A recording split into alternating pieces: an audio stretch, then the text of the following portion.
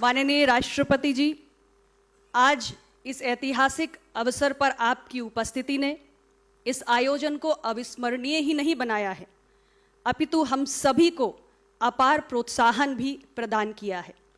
और ये हमारे लिए परम सौभाग्य की बात है कि आपने एम्स गोरखपुर के लिए अपना अमूल्य समय प्रदान किया और इसके लिए मैं पुनः आपको कृतज्ञता ज्ञापित करती हूँ। जैसा कि मेरे पूर्व के वक्ताओं ने भी उल्लेख किया, एम्स गोरखपुर की स्थापना विशेष तौर से पूर्वांचल क्षेत्र के ज़रूरतमंद जनता को उच्च कोटि की तृतीयक स्तरीय स्वास्थ्य सेवा उपलब्ध कराने के उद्देश्य से किया गया था। और मुझे प्रसन्नता है ये कहते हुए कि 6 वर्षों की इस छोटी सी यात्रा में AIIMS Gorakhpur tertiary health care services उपलब्ध कराने के साथ साथ उच्च कोटि की चिकित्सा शिक्षा प्रदान करने के अपने लक्ष्य पर तेजी से आगे बढ़ रहा है। हमारी सरकार ने देश के अंदर all India institute of medical sciences की संख्या को 7 से बढ़ाकर 23 तक पहुंचाया है और एम्स गोरखपुर तीसरे चरण में नए स्वरूप में निर्मित होने वाले all India institute of medical sciences में से एक है। आज के इस अवसर पर मैं यहाँ पर उपस्थित सभी विद्यार्थियों को भी दिल से बधाई और शुभकामनाएं देना चाहती हूँ।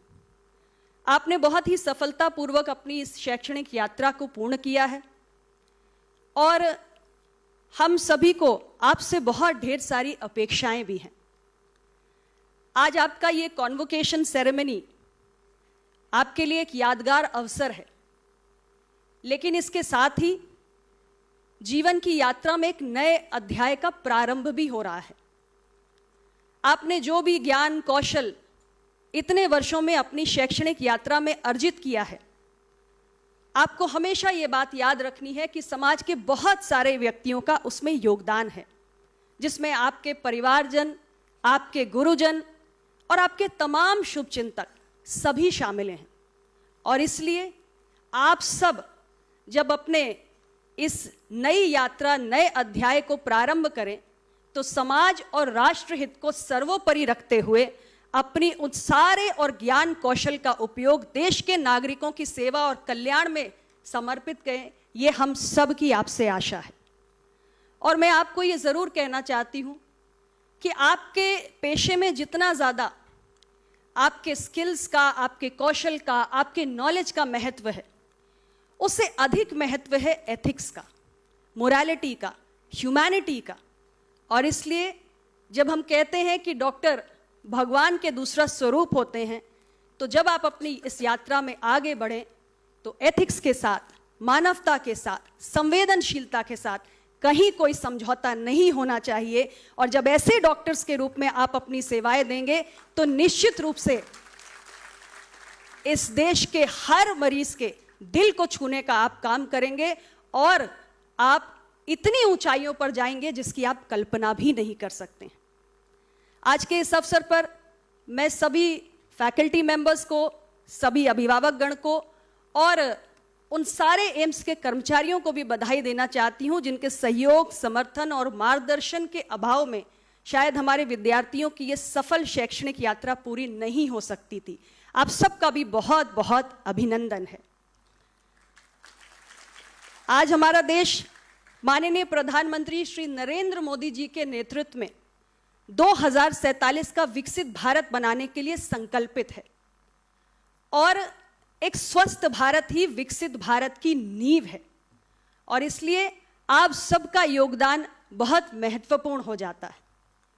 भारत सरकार के स्वास्थ्य और परिवार कल्याण मंत्रालय ने इस बड़े लक्ष्य को ध्यान रखते हुए देश में 2017 में नई स्वास्थ्य नीति लाने का काम किया। और इस नई स्वास्थ्य नीति की विशेषता यह है कि आज हमारे लिए स्वास्थ्य की परिभाषा बदल चुकी है। अब स्वास्थ्य सेवा केवल रोगों के उपचार तक सीमित नहीं है, बल्कि स्वास्थ्य सेवा comprehensive health, integrated health care की ओर बढ़ चुकी है। यानी प्रिवेंटिव, प्रोमोटिव, क्यूरेटिव, पैलिएटिव और रिहैबिलिटेटिव, ये सब कुछ हमारी नई स्वास्थ्य नीति में स्वास्थ्य सेवा की परिभाषा में सम्मिलित है। और हमारी इस नई स्वास्थ्य नीति के केंद्र में है यूनिवर्सल हेल्थ कवरेज। हमारा लक्ष्य है कि देश के हर नागरिक को किफायती और गुणवत्तापूर्ण सेवा उपलब्ध हो। और इसके लिए जहां एक ओर हमारे देश के कोने कोने में फैले हुए आयुष्मान आरोग्य मंदिर प्राथमिक स्वास्थ्य सेवाओं की तस्वीर बदलने का काम कर रहे हैं, वहीं देश के विभिन्न राज्यों में स्थापित all India institute of medical sciences बहुत तेजी से टर्शरी हेल्थ केयर में भी एक ट्रांसफॉर्मेशन लाने के लिए संकल्पित हैं।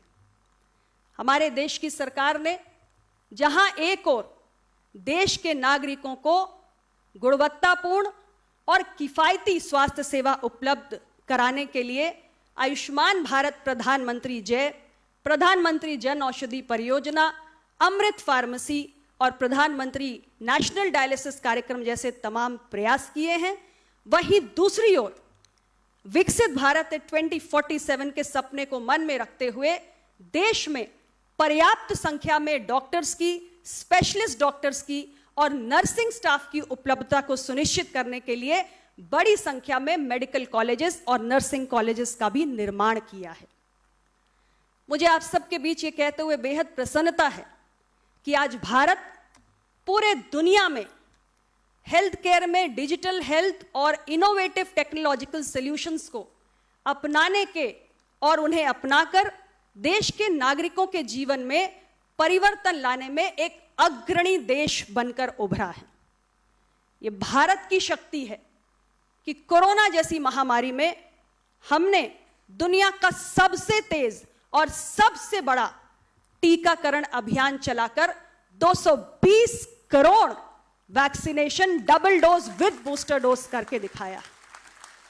यह नए भारत की शक्ति है, उभरते हुए भारत की शक्ति है, जिसने पीछे मुड़कर देखना नहीं सीखा है। मैं अंत में सिर्फ इतना ही कहना चाहती हूं कि स्वास्थ्य एक साझा संकल्प है और हमने बहुत बड़ा सपना देखा है। भारत की सोच आज केवल भारत तक सीमित नहीं है, बल्कि दुनिया की लिए भी भारत सोचता है। यह वसुधैव कुटुंबकम की भावना ही है जिसके चलते हमने अगर अपने देश में 200 करोड़ लोगों को वैक्सीन लगाने का काम किया तो दुनिया के 100 से अधिक देशों में कोरोना का टीका पहुंचाने का भी काम किया है। तो जब विकसित भारत 2047 के लिए स्वस्थ भारत बनाने की बात हो तो केवल सरकार को नहीं बल्कि आप सबको, जो भविष्य के डॉक्टर्स हैं, आपको भी अपनी भूमिका निभानी है। आगे बढ़ के सरकार के साथ कदम से कदम मिलाकर चलना है और मुझे पूरा विश्वास है जितने मेधावी विद्यार्थी मेरे साथ बैठे, मेरे सामने बैठे हुए हैं, आप सबकी अपार क्षमता और शक्ति से हम स्वस्थ भारत और विकसित भारत का निर्माण करेंगे। आप सबको इन्हीं शब्दों के साथ उज्जवल भविष्य के लिए बहुत ढेर सारी मैं शुभकामनाएं देती हूं और पुनः मैं माननीय राष्ट्रपति महोदया जी को हृदय से धन्यवाद देती हूं। उन्होंने हम सभी को अपना अमूल्य समय देकर हमारा मनोबल बढ़ाया है और एम्स फ्रैटर्निटी को मैं अभिनंदन करती हूं आज के शानदार आयोजन के लिए। बहुत बहुत धन्यवाद। जय हिंद।